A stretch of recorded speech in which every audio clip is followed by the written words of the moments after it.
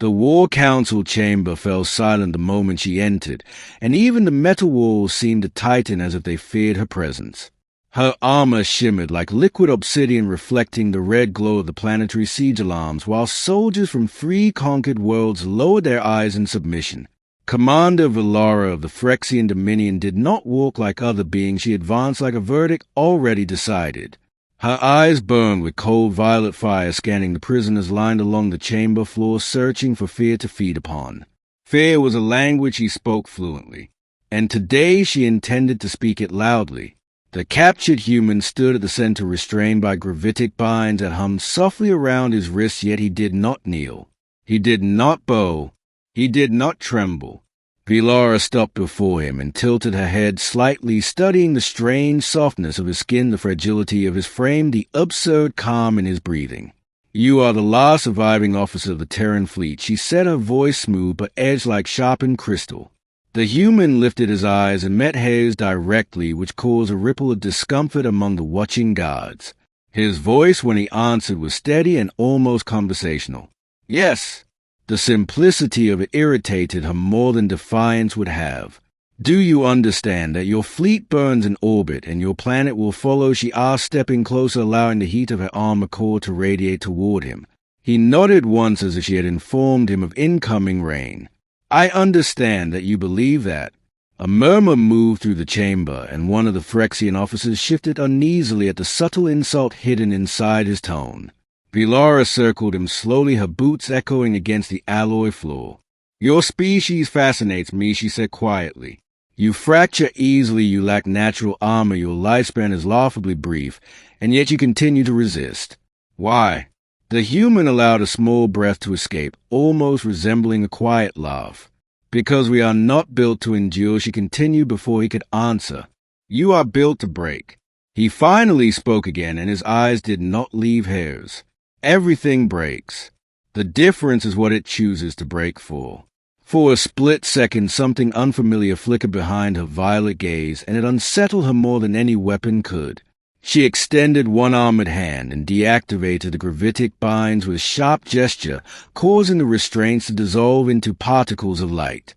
Gasps filled the chamber. The human remained standing, though free now, and he did not attempt to flee. "Strike me," she commanded, "if you truly believe your words and prove the strength of your fragile species." The guards tensed, ready to fire at the slightest movement.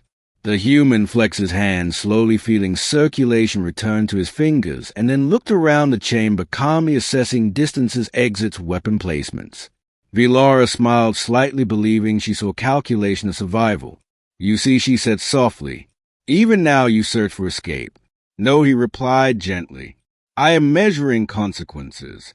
Before she could respond, he stepped forward and with deliberate slowness removed the insignia badge from his torn uniform and placed it carefully on the floor between them. "I do not need to strike you to prove anything," he said. "You already know what we are capable of." The council chamber lights flickered briefly as distant orbital explosions pulsed through the planetary shield grid. Villara felt irritation rising again, and she drew her energy blade in a flash of violet plasma, holding it inches from his throat. "One movement," she whispered, "and you cease to exist." The human did not even glance at the blade. "If ending me would end the resistance, you would have done it already." The room felt heavier somehow, as if gravity itself leaned in to listen. Villara realized that he was not pleading. He was observing her, analyzing her. That realization struck deeper than any insult. "You think I hesitate?" she asked. "I think you calculate," he answered.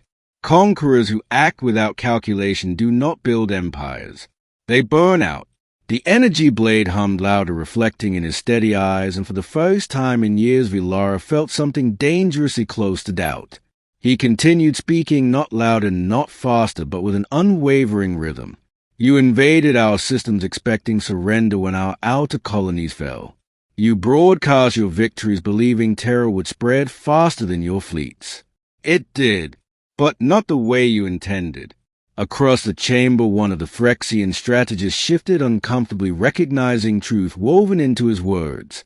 "Humans fracture," yes, the prisoner continued. "We argue, we divide, we panic. But when something threatens all of us, We stop fighting each other, and we focus. Vilara withdrew the blade slightly, though she did not fully lower it. You claim unity now, she said. Your transmissions show chaos. He nodded. We are chaotic, but chaos is not weakness. It is adaptation. Another distant explosion trembled through the chamber, and this time several guards glanced toward the ceiling. Vilara noticed, and so did the human. Your fleet is stronger than ours, he admitted. Your weapons outrange ours. Your soldiers outmatch ours in raw power. But we learn faster.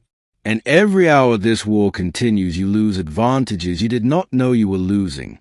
Her eyes narrowed. Explain. He met her gaze again, unwavering. Your invasion strategy depends on intimidation and rapid submission. But we do not submit quickly, which forces you to occupy worlds longer than projected. Long occupations stretch supply lines, stretch patience, stretch morale. The chamber grew colder despite the heat of Vilara's armor core. You are attempting psychological warfare, she said. No, he replied. I am explaining math. Silence settled again. The human stepped closer until the glowing blade nearly touched his skin, yet he did not flinch. You want us afraid, he continued softly. But fear makes us inventive. Every civilian you threaten builds something in secret. Every city you bombard hides resistance cells beneath the ruins. You are not fighting an army commander. You are fighting a species that refuses to decide it has lost.